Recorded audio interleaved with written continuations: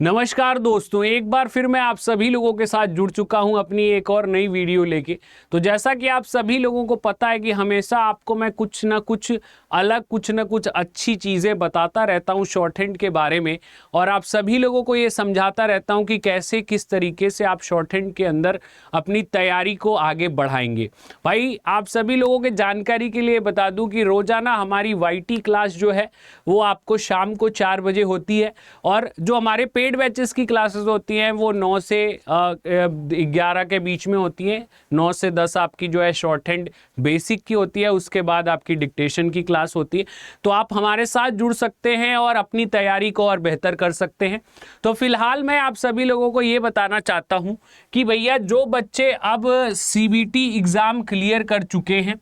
ठीक है, CBT exam आप जो है क्लियर कर चुके हैं, और अब आपका जो सपना है वो आपका ये है कि आप अपना स्पीड पार्ट जो है इसको आप बेहतर करें, बेहतर बनाएं कि किस तरीके से आपका जो स्पीड पार्ट होगा वो कैसे डेवलप होगा, स्पीड में आपको किस तरीके से वर्क करना है।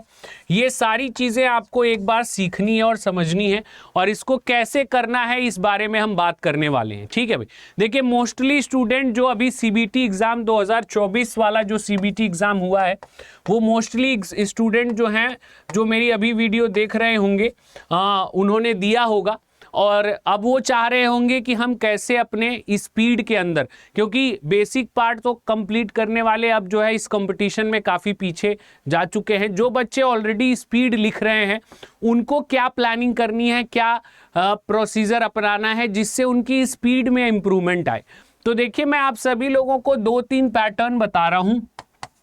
इन 2-3 पैटर्न को अगर आप फॉलो कर लेते हैं तो स्पीड के अंदर आप बहुत अच्छा कर सकते हैं। अब ये पैटर्न कैसे क्या करना है उस चीज़ को आपको समझना है। तो देखिए भाई, पहला पैटर्न आप सभी लोगों को ये प्रयास करना है कि जो भी आपके स्पीड वाले स्टूडेंट हैं, जिन्होंने अभी स्पीड करना स्टार्ट किया है,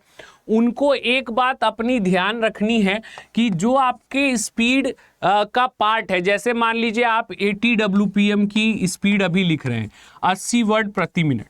फिर आप जो है 100 WPM की स्पीड जो बच्चे लिख रहे हैं, ठीक है, कुछ बच्चे 120 WPM की भी स्पीड लिख रहे होंगे। तो अब इन स्पीड्स को आप सबसे पहले विद एक्यूरेसी चेक करिए,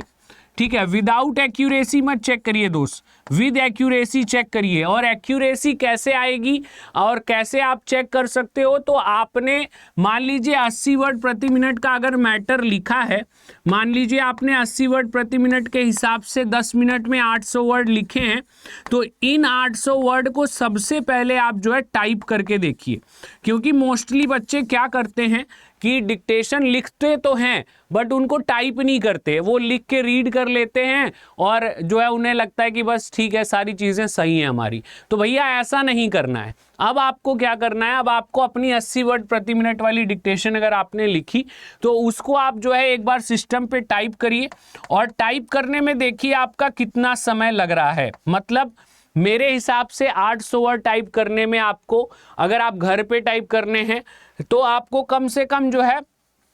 25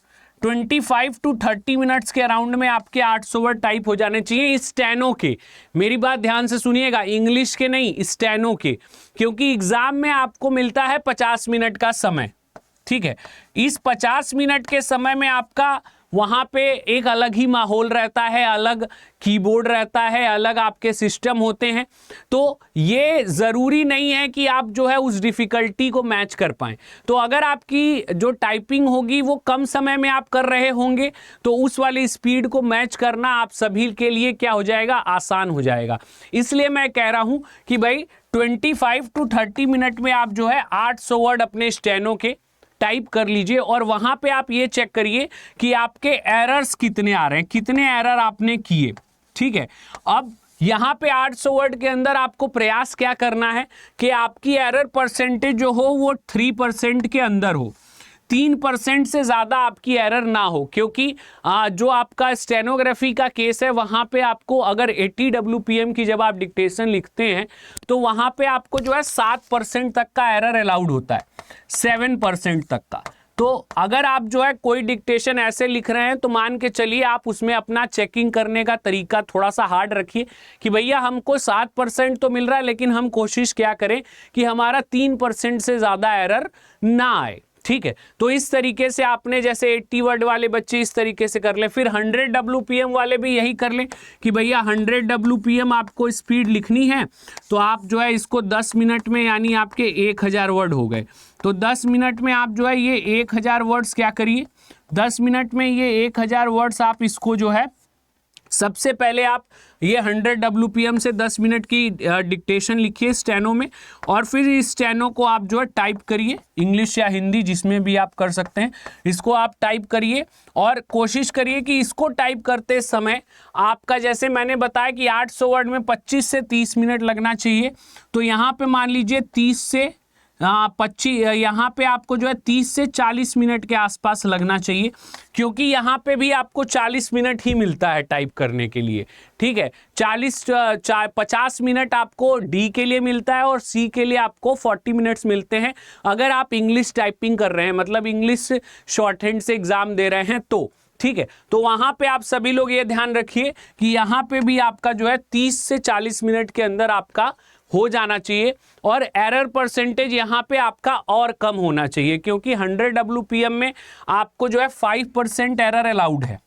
ठीक है, तो 5% एरर के अलाउड है, इसका मीन्स आपको जो है 2% से कम मिस्टेक आपको यहाँ पे लानी चाहिए, क्योंकि देखिए 100 WPM ग्रेड सी के लिए होता है, तो यहाँ पे आपका जो डिफिकल्टी लेवल भी होगा वो थोड़ा सा ज़्यादा होगा, जाहिर सी बात है, तो आपको उसके अकॉर्डिंग प्रैक्टिस भी ज़्यादा करनी पड़ेगी। तो यहाँ पे कंक्लूजन आपका यही है कि जो बच्चे अब स्पीड में डेवलपमेंट करना चाहते हैं, स्पीड का अपने स्पीड का प्रोग्रेस करना चाहते हैं, वो स्टूडेंट्स क्या करेंगे, तो वो स्टूडेंट्स अब जो है अपनी टाइपिंग और स्टेनो दोनों के ऊपर फोकस रखेंगे। पहले आप जो है मैटर लिखिए और फिर उसमें टाइप करिए, और टाइप करते समय अपने एक्यूरेसी का ध्यान दीजिए, कितनी मिस्टेक्स आपके हो रहे हैं, कितने एरर्स हो रहे हैं और कहाँ पे आपकी ज़्यादा गलतियां हो रही हैं, उसके अकॉर्डिंग उन गलतियों को समझिए और अपने स्पीड के अंदर चेंजेस लाइए। तो इस तरीके से आपको अपनी प्रैक्टिस और अपनी तैयारी करनी है और अपने स्पीड में जो है वो डेवलपमेंट करना है। ठीक है भाई, तो आज के लिए इतना ही, ये सारी बातें मैंने आपको बताई समझाई। अगर आपको लगता है कि इससे कुछ अच्छा भी है तो आप कमेंट करके बताइए, और अगर आपको ये वीडियो अच्छी लगती है तो लाइक करिए, शेयर करिए और अपने दोस्तों को भी बताइए कि भाई शॉर्ट हैंड की तैयारी आपकी अड्डा 24/7 करवा रहा है और आप सभी लोगों को आगे ले जाने का हमारा वादा है। चलिए भाई, जय हिंद, जय भारत।